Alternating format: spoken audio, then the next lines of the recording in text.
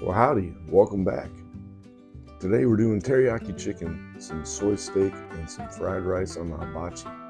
It's quick, it's easy, it's about a 15-20 minute cook total with a little bit of prep time. It's absolutely awesome, you're gonna love it. Start out with Blackstone, warm it up. Once it's warm, throw a little oil on it. I used avocado oil because it handles heat well. We're hot on the top end of the screen, on the bottom of the screen. I've got it on low. There's a reason for that. It's one piece of rolled steel, so the heat's going to transfer. But the bottom right side is basically where we're going to keep stuff warm, and the upper side is where we're going to cook it. You got a sheet pan full of rice. I made this yesterday. So you make a couple of cups of rice, turns into about 6 when you're done. Use long grain Jasmine Rice. Good stuff. Rinse it out a few times to get the starch out. Cook it. Throw it on a sheet pan, let it steam out, and then stick it in the fridge. That'll dry it out and give you a lot better fried rice. We just throw it on medium-high heat, 300, 350 degrees, something like that. Throw a little soy sauce on it, keep flipping around. Beat the crap out of it to remove all the clumps, because there's going to be some, no matter how hard you try to dry it. But this works really good. You don't want to just have kind of wet rice with soy sauce on it. That doesn't taste as good. You want a little bit of crunch on the outside, nice and soft on the inside. It's a good way to do it. You flatten it out, let it sit. Total time on this, probably 5 minutes, something like that. And then it's going to stay on the heat when I'm cooking everything else. I always start with the rice first. And I didn't put any egg in it yet, we'll do that later. Got a bag because I'm lazy and I didn't feel like cutting veg and I was running late, so I got a bag of Japanese frozen vegetables. It's broccoli and red pepper and yellow pepper and some green beans and some peas and some carrots and all that kind of stuff. I'll cut up. And then just because I like, anytime I fire up the Blackstone, I like to throw a little bit of onion on it because I just love onion. It smells good, it tastes good. Good stuff, man.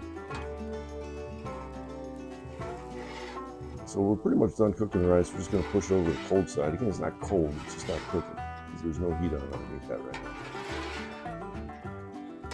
now. I apologize if my voice sounds funny. I cooked this and I worked all night. Right now I'm actually in San Jose, Costa Rica doing the audio. So I got a little cold doing it still, I think. It's been a couple weeks now. I can't wait till that's over. Anyway, got the veggies on there. We're just going to flip and flop those on medium heat. And remember, anytime you throw anything on the grill, it's going to cool it off, especially if you throw frozen veg or water or whatever. So you have to turn that heat back up, and once it warms back up, you got to turn it back down. This isn't a thermostat like you'd have in a restaurant. This is just, you're the thermostat, so you got to play with that temp quite a bit. This would be my version of a butterfly. Put a little butter on. I like that better than oil. And just squish it out with the spatula. And now for the star of the show, the teriyaki chicken. This is just boneless, skinless thighs that I cut up into a little bit bigger bite-sized pieces. And then I dumped a bunch of teriyaki sauce on, stuck it in the fridge for now. So it doesn't get any easier than that. And I didn't make the teriyaki sauce, I just bought it. You can make it. You can make yum yum sauce, and there's recipes for all that stuff. But, realistically, I don't do this every day, and I'm not going to spend hours making sauces, so I just bought the bottles. And it's all good stuff, man. We'll throw those on, kind of spread them out just a little bit, but I'm not really that worried about it because I'm going to flip them and flop them and stuff, and they're going to get plenty of browning on both sides of that chicken. You'll see that in just a minute. And there's a little piece of ribeye I threw on too, just because I like it. I'm not squishing the juice out, I'm just trying to make contact so it sears better. Excuse me.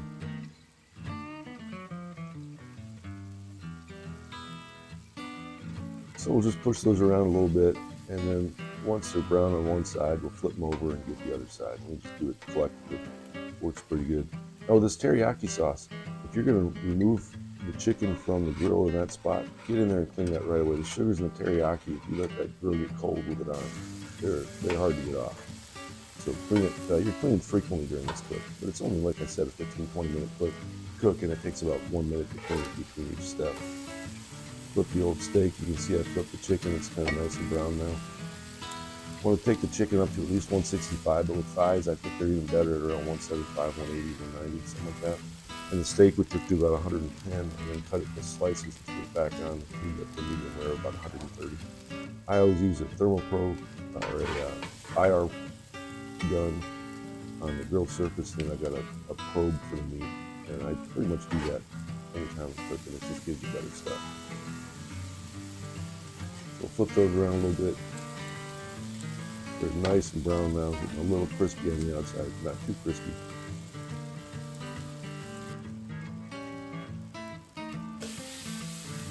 And there's the steak all cut up, going back on.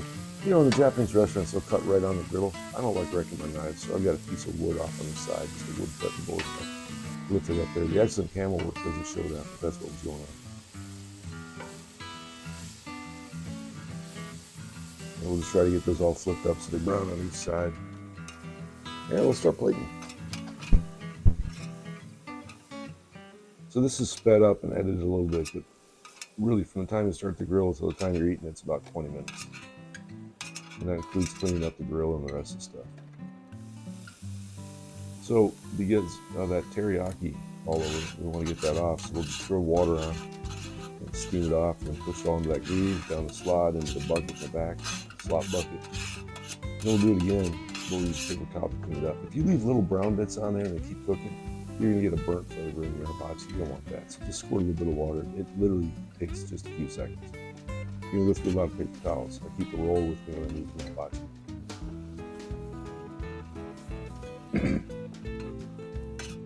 That's it, man.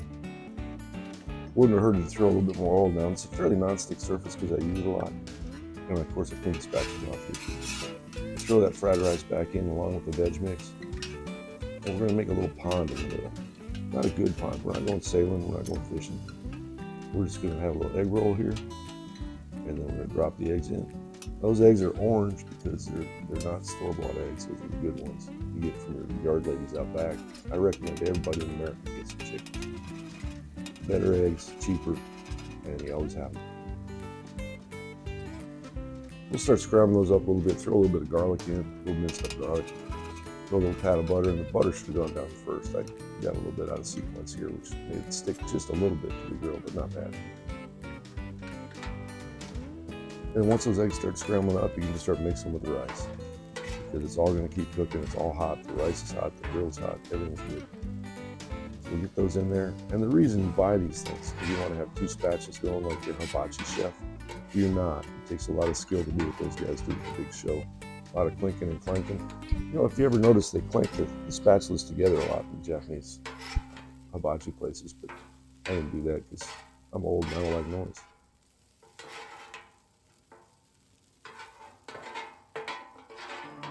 Just keep stirring it around.